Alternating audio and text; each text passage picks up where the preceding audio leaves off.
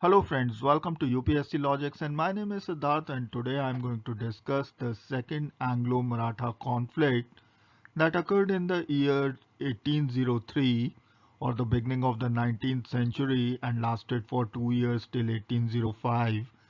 And we'll also see the Treaty of Versailles in this particular video which happened in 1802 and Treaty of Rajpur Ghat that happened in 1805.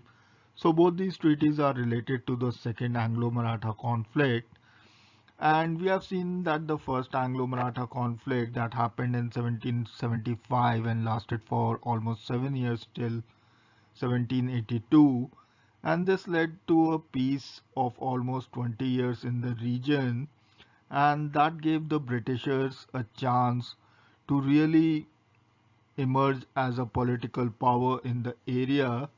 So let us have a look at the Second Anglo-Maratha War and what were the reasons behind this particular war. Now let us try to understand the reasons behind the Second Anglo-Maratha War.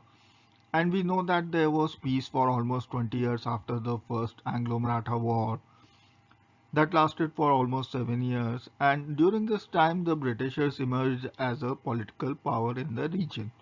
So what happened was that they started to interfere in the internal affairs of the Marathas. And in fact, Lord Wesley had this aggressive policy of interference because he desired to impose the subsidiary alliance on the Marathas.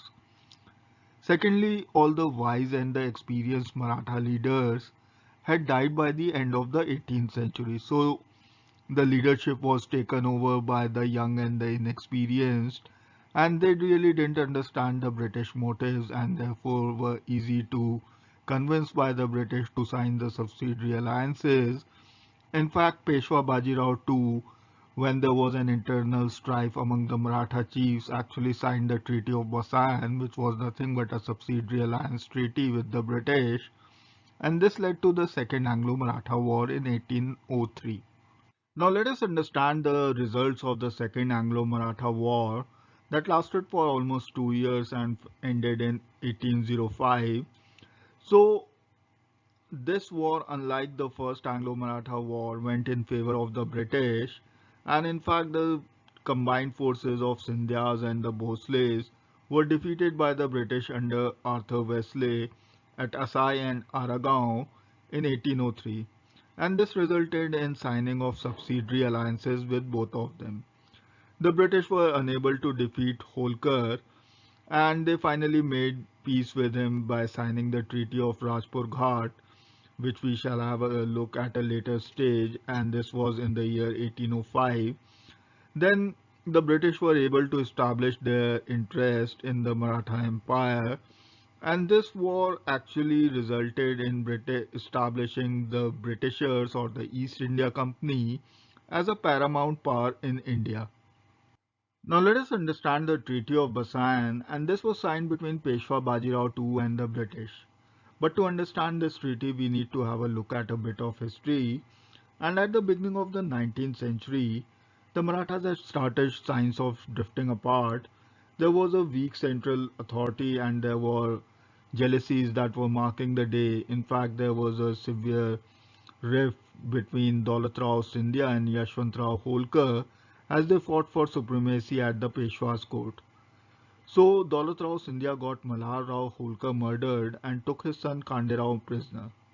A little later, Peshwa Bajirao too got Vithoji Holkar murdered, and this made Yashwantrao Holkar march to Pune to seek revenge. Scindia, who was preoccupied in the north, sent troops to the Peshwa's rescue, but their combined forces were defeated by Yashwantrao Holkar. So Bajirao too ran away and he reached Versailles to seek an alliance with the British to re-establish his authority. And consequently, on December 13, 1802, a subsidiary treaty was signed where the Peshwa Bajirao too virtually signed away his own independence as well as that of his people. So, according to the Treaty of Versailles, the Peshwa, in return for a defensive alliance, had agreed to maintain a subsidiary force of 6,000 infantry with a proportionate artillery.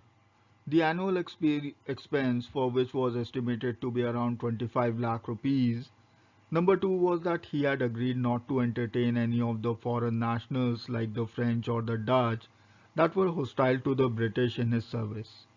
Number three was he was to accept British intercession to settle his differences with the Nizam and the Gaikwad, and he was not to negotiate with any of the other states to settle the differences with the two of them.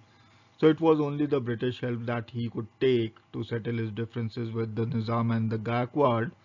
Number four was that he was not to negotiate with any other state without the company's prior permission.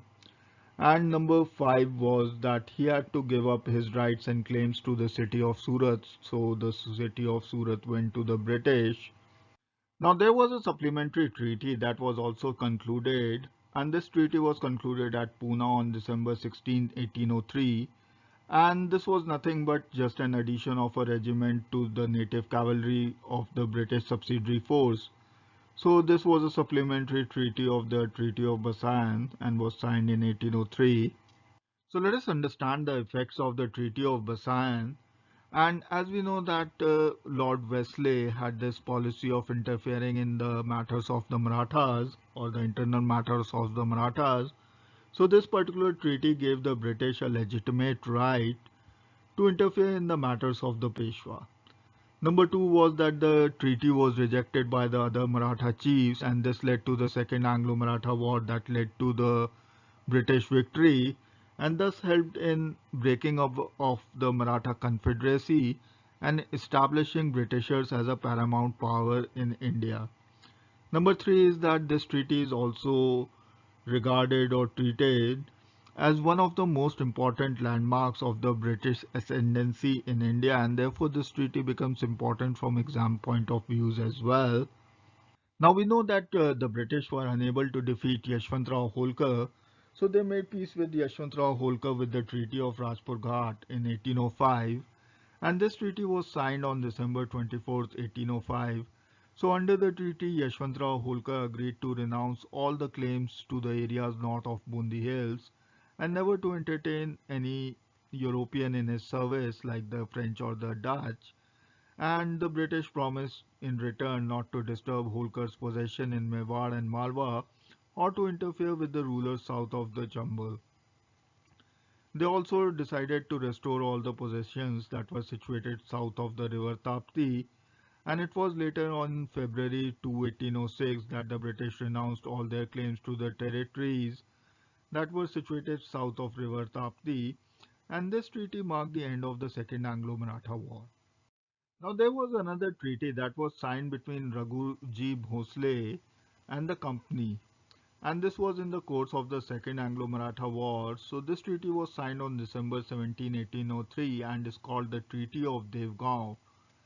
And under the treaty, Bhosle agreed to give up the province of Cuttack, including Balasore, which actually linked the presidencies of Bengal and Madras. Then he was to expel all the foreigners from his service like the French and the Dutch. Number three was that he was to accept British arbitration in all his matters with the Nizam and the Peshwa. Number four was that he had to respect all the treaties that the British made with his feudatories. Number five was he was to dissociate himself and his successors from the Confederacy and other Maratha chiefs. So this was another thing that was a part of this treaty, that he was not to keep in touch with the Maratha Confederacy anymore. And last but not the least, he was to accept a British envoy to his court, and this British envoy was Mount Stuart Elphinstone, who was appointed in that capacity. Now the British signed different treaties with different leaders of the Confederacy or the leaders of the Second Anglo-Maratha War, and Treaty of Surji Arjan was signed on December 30th, 1803 with Scindia. And according to this treaty, Scindia agreed to give up all the territories between Ganga and Yamuna, give up his control over the imperial cities of Delhi and Agra, as well as the Rajput states. Number three was that he was to appoint an accredited minister to his court, who was John Malcolm, and he was designated as the first British envoy. So this needs to be remembered that John Malcolm was the designated first British envoy to the courts of Sindhyas. Number 4 was that he was to surrender part of Bundelkhand, Ahmednagar, Broch and territories west of Ajanta Hills. Number 5 was that he was to accept the Treaty of Versailles. Number 7 was that he was to renounce all the claims on the Peshwa, the Mughal Emperor, the Nizam, the Gaekwad and the English Company, and to accept the latter as a sovereign authority. So he was to make English Company as a sovereign authority and not claim that he was under the Peshwa or the Mughal Emperor or the Nizam or the Gaekwads. And number 9 was that he was not to employ services of any Europeans without the consent of the British. Now in return, the company promised to provide Scindia with a force of 6 battalions of infantry, and their expenses was to be taken out from the revenues that was collected from the lands that were given by the Scindia to the British. And there were certain areas that were to be given back to the Bhosles, and these were Asirgarh, Burhanpur, Pavangur and Dohud, and territories of Khandesh and Gujarat. So there was another supplementary treaty that was signed at Burhanpur on February 27, 1804, and according to this treaty, the British agreed to support Scindia with a subsidiary force. So this brings us to the end of this particular video on the Second Anglo-Maratha War, and I hope you have understood this particular topic and all the treaties, and in fact Treaty of Versailles is the most important of all of them. So thank you so much for watching, and do like and subscribe to the channel if you are watching it for the first time, and don't forget to press the bell icon to get the latest notifications from UPSC Logics. In the next video we shall have a look at the third Anglo-Maratha War, and that would conclude this 3 chapter series. So thank you so much for watching, and Jai Hind.